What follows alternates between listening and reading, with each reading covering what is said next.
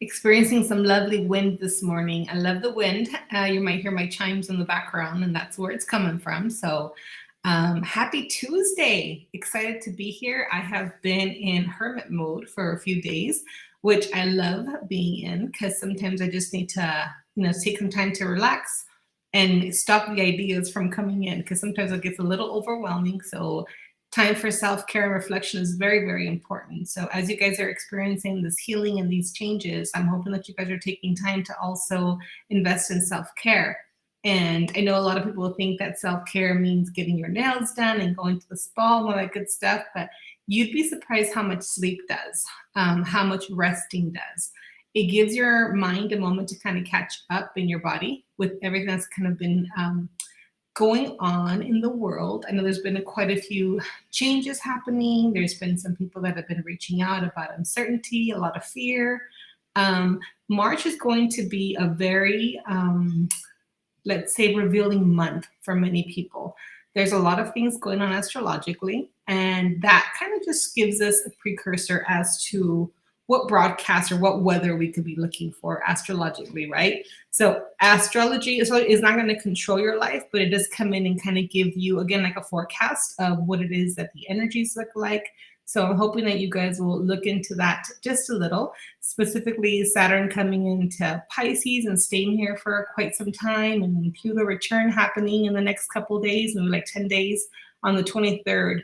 And historically, that's when a lot of things are kind of revealed to humanity.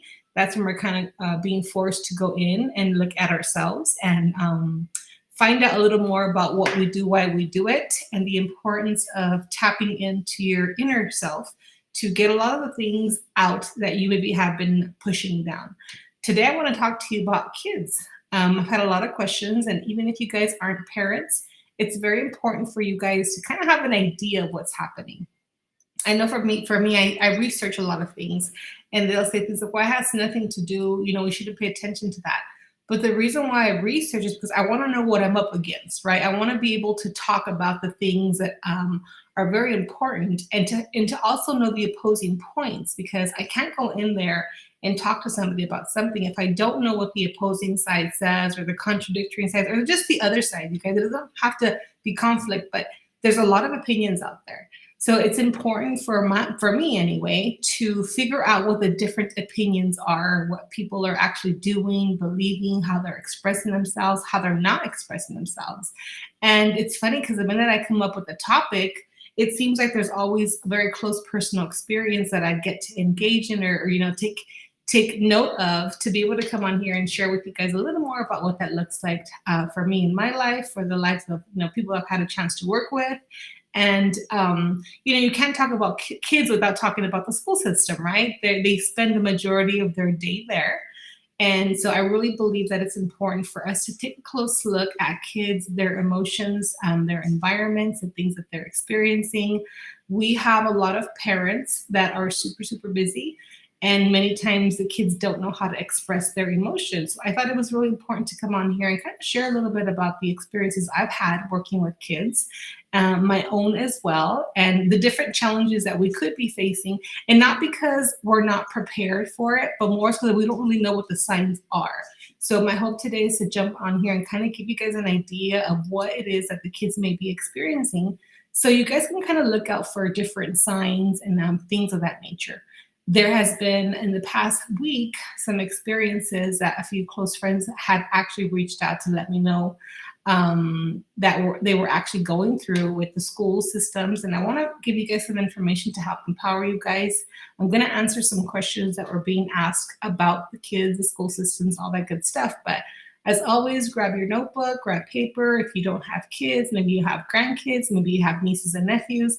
And I know that if you're listening to this podcast, it's because you're really invested in trying to figure out how to help humanity in general, right? So this might be some information that could be useful. And I just want to put it out there because a lot of times we'll make comments like, well, they're just 5 or they're just 6. Like they don't even know the whole world. Their whole world is still ahead of them. But when they're 4, 5, 6, 10, 13, whatever, they are experiencing their whole world. So one piece of advice I always love to share with parents I work with is that I know at 10 or 15, if they lost a best friend at 9 or 8 years old, if they lost a best friend, and we're in our 30s, 40s, 50s, we're like, oh, they'll get over it. They're young. A lot of people don't get over it. And that really is kind of the foundation on how they believe friendships are supposed to be. So if you have an 8, 9, 10-year old, a 5, 6-year old, and their best friend isn't talking to them at school anymore, you'll notice that your child's going to go through a lot of experiences, through a lot of emotions. And this is when it's a great idea to kind of be in observation mode to figure out what it is that your kids are either experiencing or how they're actually expressing the emotions that they're going through. And again, we can literally say, well, they're young, they'll get new friends, but how important is it for them to know that and empower them instead of just dismissing it like, oh, it's fine, there's bigger and better things to do. And I'm not saying that people dismiss them on purpose, just because we've had more experience than them, and maybe we had an experience like that and we got over it, air quotes. We're just assuming that these kids are going to just pick up and, be fine. And unfortunately, the world is not the way it was when we were growing up. And not to say it wasn't complicated then, but the different skills that these kids are coming in with, the ones that they are not prepared to have, because a lot of kids are surprised by the world that they're living. They don't know why kids are so mean, why there's bullying, why, other kids behave the way that they do, why we all just can't get along. So it's important for us to open up a line of communication with these kids, whether or not they're yours, to help them understand that their emotions are valid, that what they're feeling is important, that even though we know that they might have different experiences later, they're going to forget about this. Why not take advantage of the time they're actually expressing themselves to listen to what they have to say?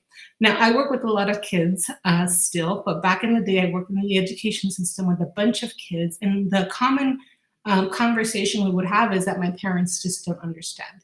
So whether or not that's true, I'm not here to talk about that. I'm talking about what they feel and what they believe, right? So if they feel that they can't talk to their parents or the parent's not going to understand, my job is to bridge the gap of communication. How do I help empower this child to feel confident enough to be able to bring it to the parent's attention? And if it's not the parent for whatever reason, is there another person in their life that can come along and be a mentor to them? Somebody can help come and just kind of validate their feelings, right? Make them feel like they're being heard and allow them to problem solve. Because a lot of kids of nowadays, and all of you guys can agree, they just have this certain sense of like figuring things out, asking certain questions that we probably didn't ask back in the day. So I also have parents that like, oh, they think we're tough. They should have been growing up when we grew up. And that's something else that I wanted to bring up today. And it's not to judge anybody. It's to bring it to your awareness. We have these kids, and there's a lot of jokes about they have no social skills. They're just too weak. They don't know how to whatever. And why is there such a high rate of suicide? The kids that are coming in nowadays are not the same that came in 20, 30, 40 years ago. They're getting equipped with a different set of skills. The world is changing, therefore, that there was not a mutation of sort, but there are kids coming in a little differently. So when we say things like, oh, you think it's bad that you'll have to walk 2 blocks to school? When I was younger, I had to walk. That's fine and dandy. And can I tell you that really makes kids not trust their parents, in my experience, because they say, they're going to tell me that they had it harder. They're going to tell me that their teachers were meaner. They're going to tell me, so they feel like they can't compete with whatever experience the parent has shared in the past. So I know that you guys do it to help empower them. And believe me, I know that's exactly why parents do it. It's not like you want to be malicious and tear your kids down. But from a different perspective, I just kind of want to look at it and ask a couple of questions, right? I want you to ask yourself, do my kids feel comfortable sharing their emotions with me? Very simple question. As always, you guys, I like to assess your situations, right? I never go in there and say, you guys should do this, whatever. No, I want you to ask yourself these questions.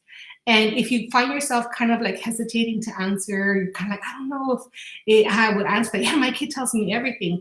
Also be careful that you're so quick to answer the question. So these are more for reflection, okay? Again, do you feel like your kids are comfortable sharing their emotions with you? And another question I want to ask on the side of that is, do you think you feel comfortable asking? Do you feel comfortable asking your kids, how are your emotions lately? How are you feeling? Now, one thing I encourage a lot of parents to do, aunties, when they talk to their nieces and nephews and say, hey, how was school? Most kids are going to answer, fine, good. And so I always challenge and say, hey, what was good about your day? What did you have for lunch? What friends do you have right now?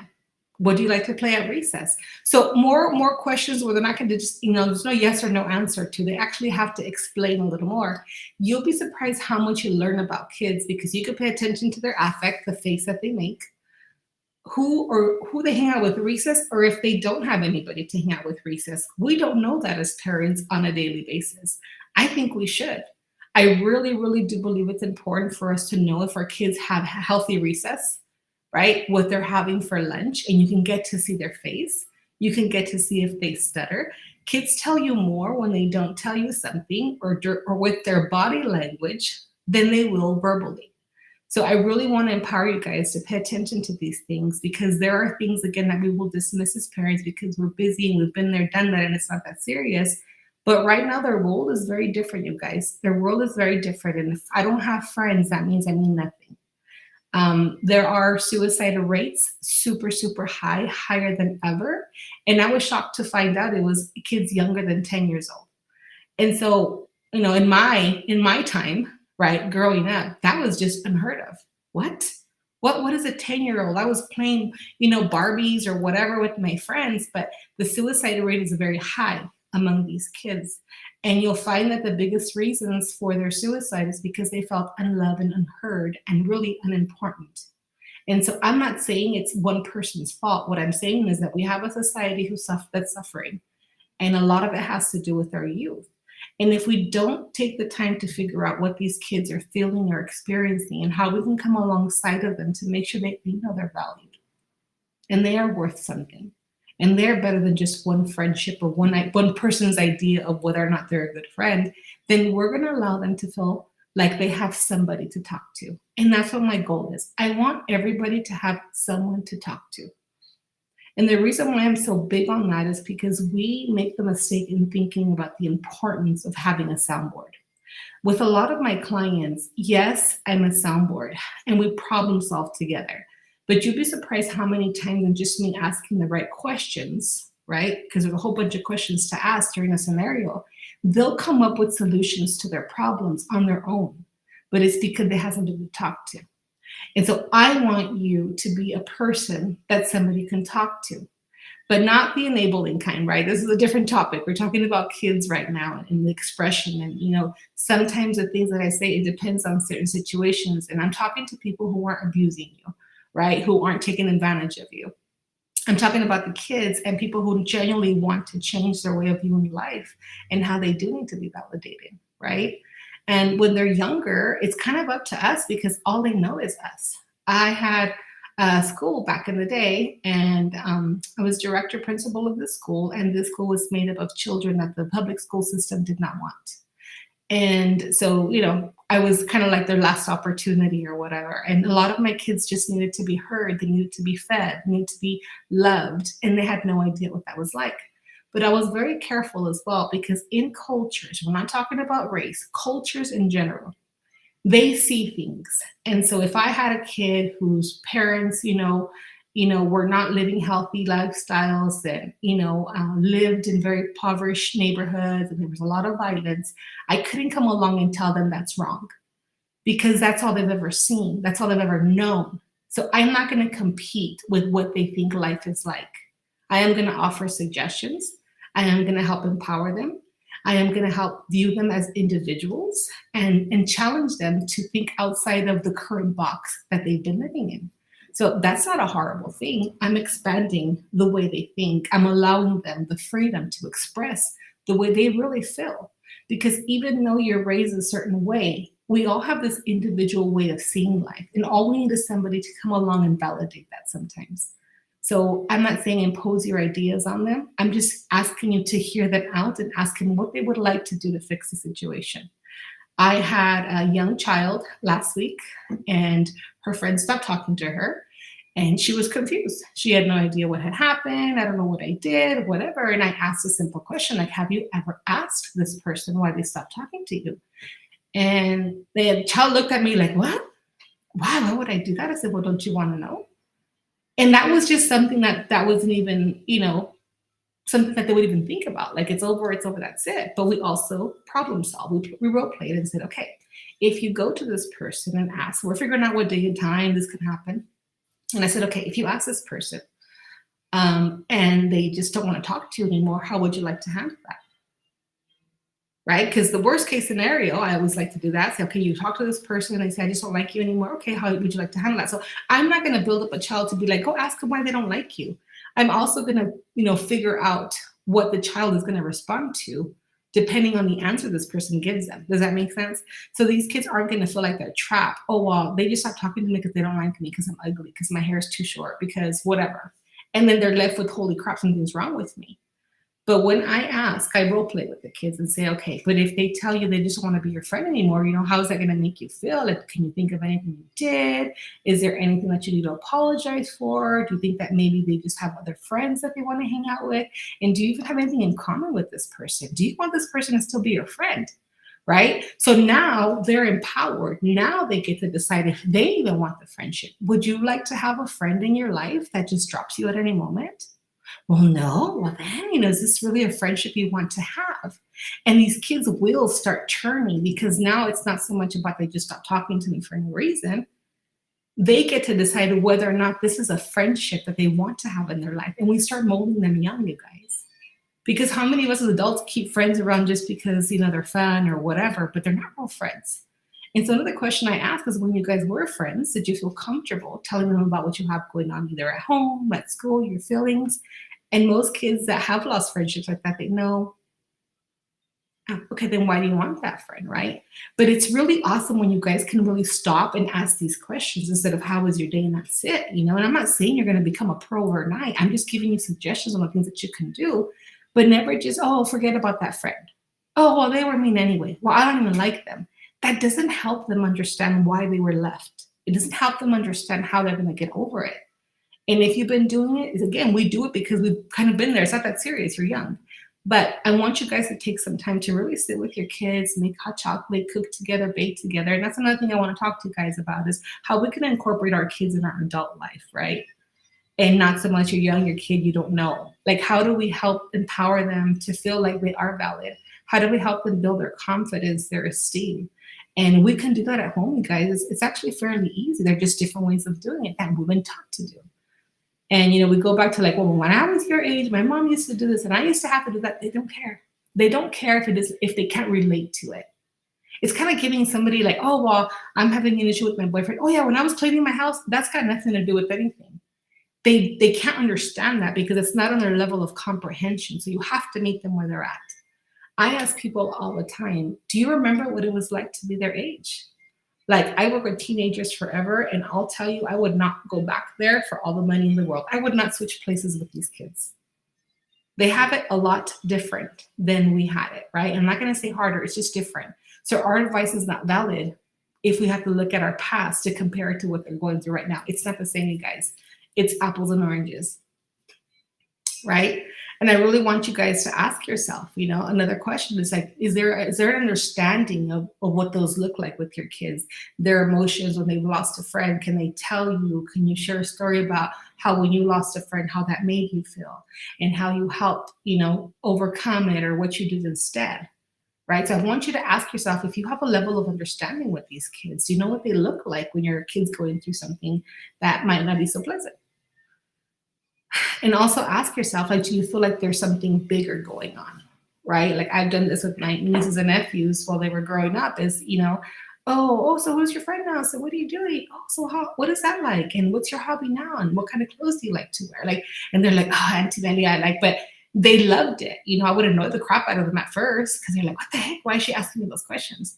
But they knew that if they ever needed something, that they can always call Auntie Velia to figure out what it was that we needed to, problem solve together. And, you have kids all the time. I can't talk to my parents. We could be the most amazing parents, right? But sometimes we're not the people that can be the therapist to our children. Like my daughter, she's 20 years old and I love her dearly. And I had to learn to accept that there was times where I just couldn't help her. It doesn't matter what it is as a profession. She needed somebody else to talk to because I'm mom, right? And I have expectations or whatever. And even though we don't on purpose make them feel that way, that's how they feel. So I would always remember just praying and asking for somebody to come into her life to help, model positive behavior, for her to be able to talk to somebody. If she can't talk to me, that's okay. It's not about my ego. It's about her having somebody to talk to. And that was something I always asked for, somebody that would come along and help guide her in the right path. So I want to encourage you guys to do that. If you feel like you struggle with it, or, there's certain bumps you have to get across, it doesn't matter what age they are. Ask for somebody else to come in and help, because you'll be surprised how much kids, my sisters would tell my nieces and nephews the same thing, but they listen to Auntie Velia. It was the same thing, right? But because it was Auntie Velia, not mom, it was different. So don't think that you have to be your kids' everything, because you don't have to be. Okay, we have a question. Comment. Okay, learning not to compare is the key, because that's how we were taught with our parents. And you're right. And that's another very important thing that we need to discuss, you guys. I mean, I have one kid and, nieces and nephews or whatever galore, but I did see a lot of, why can't you be more like your brother and your sister? And we say it, and we don't say it in judgment, you guys. We kind of just say it because it's something to say. And our parents, we grew up with 4 or 5 girls. My grandma had 12 kids, and we would always joke because you'd call one and say everybody else's name, but the person's name, and we'd laugh about it. But it was a different time. There was different things happening. A lot of that old stuff, literally is dying. So these kids don't know how to live in that vibration. So we need to help them figure out how to live in the vibration that they're actually existing in right now. We can't change it. These kids are going to be evolving. So the most important thing that we can do is evolve ourselves if we want to be of service to these kids. All right, let me ask you guys another question here. I have a list of questions here. So we're going to go over them so we can kind of stay on topic, because these are really important. So first question is, do your kids feel comfortable sharing their emotions with you? Do you feel comfortable asking? Next question is there an understanding of what those look like? And I believe I have these on the description as well. Do you feel there is something bigger going on, right? So when they say, okay, I'm fine or whatever, they stop talking about a certain friend, or they're kind of moody or whatever. When kids are moody, it's something, they're not just moody, you guys. There's a reason why they're moody. They just don't act like little jerks all of a sudden. Like something's happening, right? So I'm going to ask you guys, if your intuition is telling you there's something bigger going on, don't dismiss it, you guys. It's kind of like a snowball, like nip it before it gets bigger. Right? Help them problem solve then. The next question I'm going to ask you guys is, have you felt frustrated while trying to love them wherever they are? And that was like a ugh to me, right? Because I had a certain idea of the type of kid my kid was supposed to be, or what kind of mom I was supposed to be. And I found that the more I kind of nailed that and made sure that that's what it was, it would always come back and, bite me in the butt, because every child is different. We're not supposed to be anything but what they need at the time that they need us. So again, it's very important for us to be flexible with our kids, because they're going through things they haven't experienced yet. And I know, like, my daughter and I are very different. We're very similar in many ways, but we're also very different. And I was just wondering, like, why can't you just kind of be more like me? Like, I'm just calm, cool, collected. Like, why? But my daughter was the type that had to always learn on her own. And it would frustrate the crap out of me. Like, I thought it was about me for a long time, even though I didn't realize it was about me. What does that say to me about me as a parent? I was a type that could look at people mess up and say, oh, hell no, I'm not doing that shit. That was my response. My daughter's like, ooh, look at the shiny thing. Let me go check. And I'd be like, oh, Jaden, whatever. But she would do it anyway. And so for a long time, I thought that she was being rebellious towards me, towards the way I was raising her, that she hated me or whatever. And then I figured out my daughter's an explorer. She loves to do things. I need to embrace her for who she is. And it wasn't easy. But the minute I found out what it was, I started tweaking the way I was and how I responded, and not thinking like it was an offense to me. And this is very important for you parents that, have teenagers where they're trying to figure themselves out. They become aliens, right? And I would teach about this stuff and do parenting classes, and worked in high schools and junior highs. And when my daughter hit that age, I'm like, oh my God, it's never going to happen to me. It happens. It doesn't matter. But the more you educate yourself and the more you work through your wounds, you guys, the better you could be for your kids. So I tell parents all the time that want to send me their kids, I'm like, it does feel good for your kid to come and learn all these healthy ways of being if the environment doesn't change. And that's why I 10 times prefer a parent come to me than a child. because a parent can start structuring things in a way where they're going to be able to be in an environment where it's actually going to be, um, promoted. Because if mom learns how to do things and, kind of implements things at home, then everybody benefits, right? Boundaries is a little more, complicated, but it's more doable that way. I worked with kids before and they're good, they're healing, whatever, and they go back home to these environments that don't support their changes. It's only a matter of time before they think something's wrong with them. So always encouraging for parents to go first, to heal up their wound, their anxiety, their depression, because I have parents telling their kids what to do and they're modeling something different. And I'm thinking, kids don't do what we say. They do what we show them. And it's not complicated. It's just for a little bit. And then all of a sudden the kids start kind of catching on, right? So if you feel that you find yourself frustrated because you can't really love them where they are, I'm going to ask you to take a look at yourself, because those are inner wounds that we need to heal ourselves. I grew up in a belief system, right? I had amazing parents and everything was fine and dandy. Then I got into like church and different things, whatever. And, they tell you that this is the way it's supposed to be. And oh my God, I tried so many different parenting styles to try to figure out what I can do to best validate my kid and whatever. And it was hit and miss, you guys. It was hit and miss because I had a perspective or an idea that things were supposed to be this way, and they're not. Kids don't belong in boxes. They're all very different. And they don't challenge us because they don't like us or disrespect us. They want to know. And you're going to have some kids that are super, super hard-headed, right? And you're going to have some kids that are going to have to just find that on their own. So what can you do to prepare yourself to make sure that you can help them navigate those things? Instead of, you thinking they're always going to be confrontational with you, because I get that a lot with parents, especially with older kids, So I want to share with you guys, parenting isn't easy, no matter how many books you read or information you seek, right? I change my style so many different ways trying to figure out, but when I started thinking about, oh, my child is a reflection of me, it was an ego. It was an ego thing. And I didn't know it at the time. But when I started looking to her like an individual, like saying, okay, she's here to explore her own journey. And no matter what I do as a parent, all I have to do is make sure that I'm providing a safe environment, that I'm supporting her where she is, that even though I don't understand what she does, that she knows that I'm going to be here to support her in whatever it is, even if I don't understand, you guys. That's why I've learned to be a better parent, to not be so attached to, it being about me, my way or the highway, because I was one of those parents. I was a disciplinarian in the family, still am. My husband was a fun parent. He still is. And I had to be okay with that. So it wasn't a competition. Well, not now, but for a while, it felt like a competition, because I would, have a structure and they would just have fun or whatever. And I was like, wait a minute, what is this? But the core here, you guys, is that as kids go through changes, we also have to go through them with them. That means that you have to change as a parent, that you have to change your style of communication, your timing. And you love your kids. That's not a question. The thing is, how do we love them? Are we loving them the way they need to be loved? Or are we loving them in a way that we think is the right way to love them? And who is better to ask than your child? Ask them. I ask my daughter all the time, how can I support you with where you're at? Sometimes she doesn't want me around, sometimes she does, but I ask. So if she wants me around, mom's there. If not, I leave, and I don't take it personal. And that takes a minute to build up to you guys, but it's doable, trust me. You become unattached in a way where it's not about you, but it's more about their needs. And, I wanted to kind of cover, just the different age ranges, and, college kids, they all experience these things. And if we could kind of stop and say, okay, what did I go through?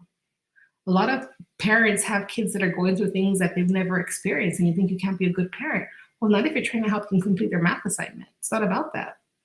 There's things my daughter does that I have no clue, but I support her in another way. How can I help you with time, with organization, with healing, with whatever I know to do?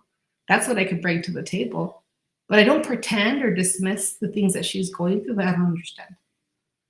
So you don't have to help your child with their math homework if you don't know math. You do have to let them know that you're going to be there no matter what they do and what that looks like, because we can speak it, but we got to show it too. And so the truth is that things are always changing, and we need to develop flexibility around those things. That's how we become better people, better parents. Okay, be okay with being flexible. That's all I'm saying. And look for more. Okay, we have a question. How do you handle a situation when your kid comes home from school and they tell you a friend shared the abuse they got at home, the disbelief that a parent hurt their friend. Well, a lot of us are mandated reporters. So with that, even if you don't know it's true or not, it's your responsibility to share it with the school. Some of you can even make phone calls to CPS as anonymous responders, depending, and I'm not even going to say depending on whether or not you think it's true. If somebody shares that information, let CPS figure out whether or not it's true. They go and do full investigations, right? They go to the home on, surprise visits, and they start following through those things. If you feel comfortable sharing it with somebody at the school, do that as well. But we have the power to do that. I know I've had to file a few reports, and one side of me was like, oh my gosh, they might get it worse somewhere else. But the bigger part was, what if something's happening and I didn't say anything? So I would definitely report that to the school for sure, and let them know, hey, my daughter came with this. I don't know if it's valid or not. I just told them that I want to do my due diligence and follow through, right? And so when you tell a school official, they're all mandated reporters. And by law, whether or not they believe it's true, they have to report it. So that would be my advice when it comes to those type of things. And let me tell you that you're going to hear, yeah, she says, my child was affected, crying. Of course she was. And that's what I'm saying, like, these kids are a lot more emotional. We a lot of people, like when we're growing up, they got beat all the time and you didn't even hear about CPS. You didn't hear about it, right? You didn't hear about, oh, wow, that's the way it is. Get it together. And that was kind of our response. But these kids are a whole different breed. They don't respond to that. They don't respond. They just think you don't care. And so if there's something happening, definitely take it to an authority who has, those type of mandated reporting. They have to report. They work with these kids, and if you see something, they might kind of bring the child in, ask the child some questions. They'll go further. Don't worry about that. You just do your part. Do your part and share it, and then allow the schools to do what they need to do. You can always follow up. I know that people are okay with following up sometimes to figure out what's going on. I mean, there's limited information they'll share with you. Maybe Abby can ask, the person can ask that child how things are going at home, and you'll be able to handle those situations a little bit better. But definitely do that. Don't sit on it. There are huge reports, and that's another thing that we'll talk about too, is the process. And sometimes there are kids that are living in very not fun situations, and we just need to do our best to be there for our kids. And I think that that's what happened, for me for many, many years, is I worked with kids all my life that had really, severe issues. And so I always kind of saw my daughter, and I never compared her with the other kids, but I think sometimes I would take for granted that my kid wasn't as severe, and think, oh, she's fine. And there were certain things that I wish I would have done different while she was growing up. And this is why I kind of do this, and I share with parents that even though our kids seem fine, there are some underlying things going on that they may not feel comfortable sharing with us. So it's our job to kind of be like investigators. And just, more than anything, build yourself in such a way where your kids are going to feel comfortable to be able to share things with you. But it is going to be up to you to make those choices, to make those changes, to ask those questions. And I promise you that in no time, your kid, even if you can't fix their problem, you guys, we can't fix all their problems, but damn it, we can be a soundboard for them. And that's what I want to empower you guys to do, to make sure that you are somebody that your kids can talk to, and maybe not disclose everything, but that you can hug them or let them know that, hey, you know what, I don't know if it's going to be okay. I think that's a mistake we make all the time as parents, and I'm going to call it a mistake, because we say things like, oh, it's fine, it's going to be okay. And we don't know that. And if it is going to be, how are we going to empower them in such a way where we can almost guarantee it, right? Which we always can't guarantee. So if we kind of do that all the time, it sounds very repetitive, and they start dismissing it after a while. She said, they are hearing of things we didn't at her age. Difficult to talk to them about that stuff. Yeah, it is. That's why we need to, have this research happening. I have parents all the time. How do I talk to my kids about, sex and other things? And you'd be surprised. Like sometimes, when they're 10, 11, 12. Nope, it starts a lot younger, you guys. If you don't tell them, somebody at school is going to tell them. And you'd be surprised how many kids I've talked to that have made decisions based on what their peers shared with them, and how much do their peers know. So I would love for kids to be able to ask their parents these questions because they have more experience, or to feel empowered to do their own research. Because if they're asking another 10, 11, 12-year-old or even 6-year-old now, I mean, the talk needs to happen a lot sooner, you guys. I think by the age of 6 or 7 right now, the kids are already seeing things on, like, social media and YouTube. I found something the other day that was very disturbing. Like YouTube Kids, they have like pornographic ads happening, and the kids can get to those type of things very easily. And you're like, oh, but it's YouTube Kids. Like, and we're going to get into that, right? Electronics and parent monitoring and time frames, and that's a whole other can of worms, you guys. But it's super, super important. The goal today was for you guys to really self-reflect as a parent, as an individual, as a partner in your marriage, what that looks like. How are you guys going to come together to make sure that you are becoming the people that you want to become? Because I know every one of you do want to become that for your kids. It's not like anybody doesn't ask their kid these questions because they don't care. It's just because life happens and we're busy, right? But at the end of the day, the jobs are always going to be there. Your kids' ages and where they're at and what they're experiencing, it goes by pretty fast, you guys. So I'm going to encourage you guys to set some time apart as a family to kind of sit and figure out what you guys can do to have some meetings, right? Sometimes on your own with your kids, sometimes with your spouse, sometimes, with older siblings. Figure out. You guys know your kids better than I do. But I'm going to highly encourage you guys to get to know them even better and have more intimate relationships with your children. And I promise you that helps us create a better world. But it always starts at home. All right, guys, have an amazing day. I love hanging out with you guys today. Thank you for these comments, for these questions. Please keep sending them in if you guys have them. We're going to do a couple of series on kids and family. If you guys have not already checked out my organization videos on YouTube, it was 12 days of organization. There was a part there where I talk about finances that I kind of go into how you can help the kids. The kids can actually come in and help you with the cooking, the cleaning, and all that stuff. And I find that is a very empowering thing depending on your approach. So check out that video for ideas on how to incorporate all those things and have your family come and enjoy. Have an amazing day, guys. As always, I'm always available for you guys, and we'll talk to you guys